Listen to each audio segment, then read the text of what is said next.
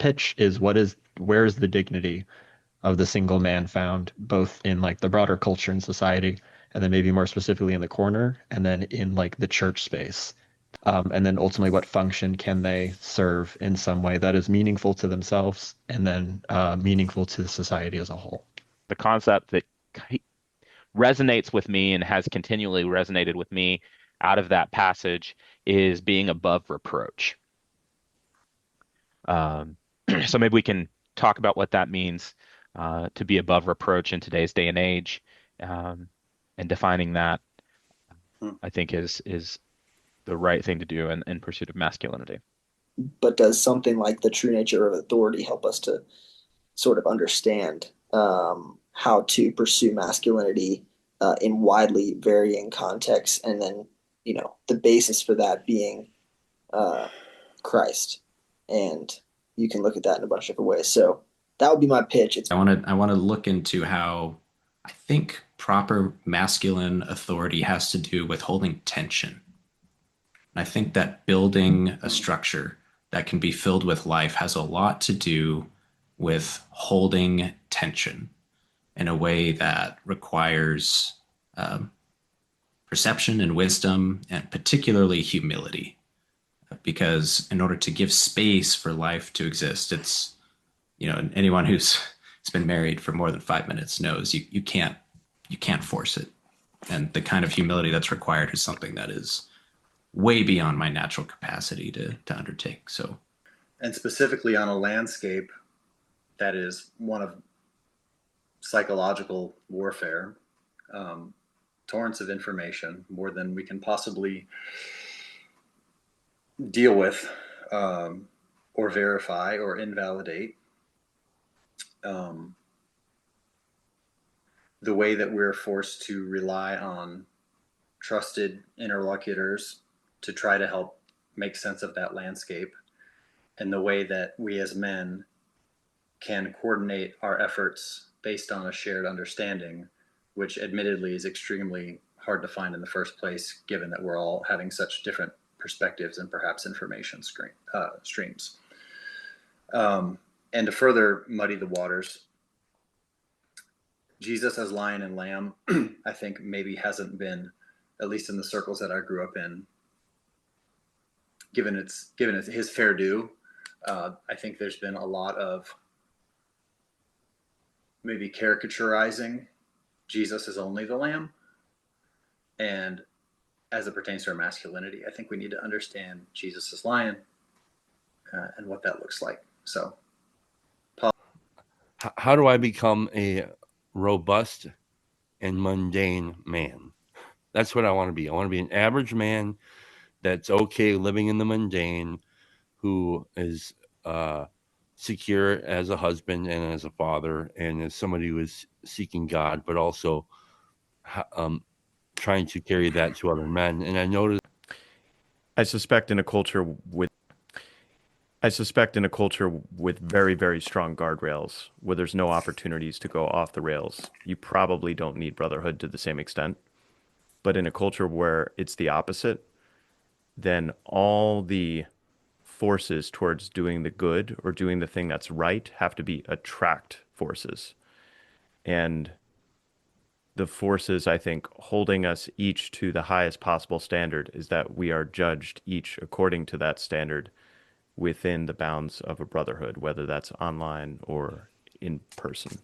And I think that's important, to call ourselves and each other to the highest possible standard, because there's a lot we could lose if we fall from that standard, if we care about the brotherhood, if we care about the community that we're in communion with. Yeah, so I think brotherhood is important. I think it's important also for young men to have a group to aspire to be part of, and individuals to want to emulate, but not just a single individual, but a community of individuals that have different strengths and different weaknesses that they can emulate. So that's my pitch. Yeah. What's the relationship between masculinity and brotherhood? Sometimes the dissonance between like Jesus did all these cool things, the apostles did all these cool things, church fathers did all these cool things, and then it's like, 21st century America, suburbia, public school, etc. And you're like, these do not add up. We are not being like, we're not in the gladiator arenas getting eaten by lions kind of deal, right? Tremendous value in identifying a brotherhood, what the attributes of that brotherhood are.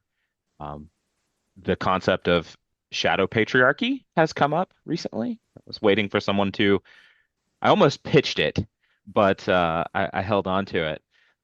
Mostly because it wasn't me who brought it to the corner. So, but I think that we could also get into what that looks like, what that is as a group and on an individual level in a discussion about brotherhood. So I'm going with you, Neil. Community, and how we can best, if you'll allow me the metaphor, fight this fight together, and the necessity of that togetherness. And so it strikes a chord with me to talk about these things through the lens of the relationship between brotherhood and masculinity. So I'll point to you, Neil, for sure. What kind of function can you serve? And then, maybe you in particular, and then men in general, both.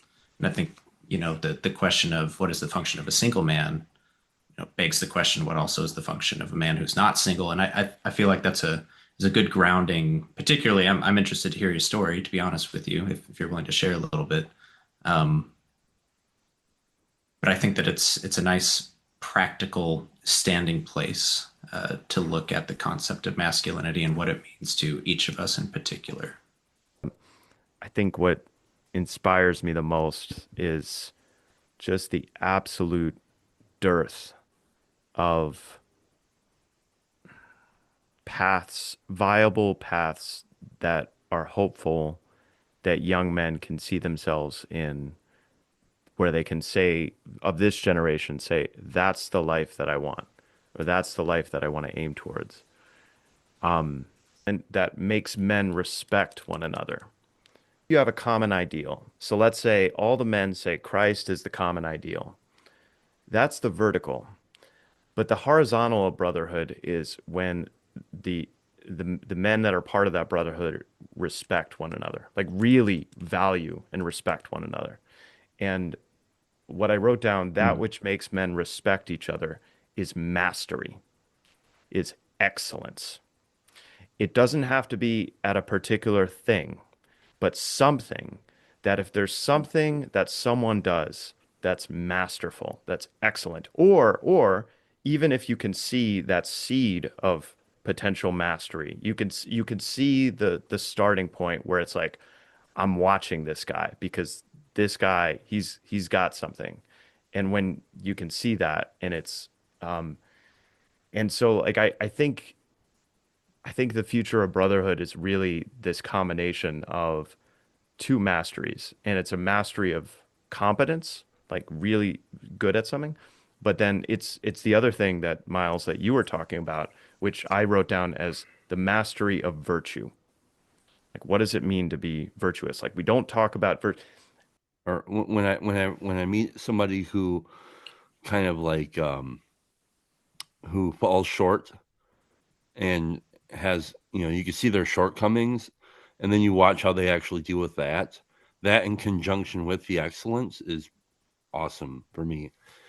And that's where I think virtue is so powerful, because as you said, like, you can have all the technology, and as you said, there's also going to be all this temptation as you're going forward. So, what good is excellence if you can't actually match your shortcomings, which are inevitably going to be there? And so that's, I think, like in the fellowship that I come from in AA, we say that we are brothers in our shortcomings rather than our virtues. But that's because it's kind of like this weird inverted thing that happens, It's yeah. There's like a recognition of how we each are in the same sort of spot of humility, recognizing our total shortcoming and our incapacity to bear the responsibility that we're called to. And yet we're mutually striving for the same thing. And there's like a mutual embodiment that, when you're really like, I think about men's groups that churches try to do. And I've kind of gotten a little bit sick of some of them because like, oh, if we have cigars and drink whiskey together, then, doing manly things, and that's a good men's night. I can't remember who it was that said recently, you got to be striving for something. There's got to be something, and not something empty, like something meaningful that you got to be trying to do together. And the mutual beholding when you're standing shoulder to shoulder, working towards a goal of like a transcendent goal, something to do with the good, the true, and the beautiful, which is, that points us to Christ. I can say as a Christian, uh, I feel like that image is getting us really close to me for both brotherhood and masculinity. There's something about that structure that includes the horizontal and the vertical that we can enter into together. And you get really excited when you meet somebody else. Like you said, the excellence. If somebody's really excellently striving, even if they're in a really bad place, maybe they're not doing that well, but they're really giving it their all. Like, what is there that's more inspirational than that? What makes you want to come alongside somebody more than that?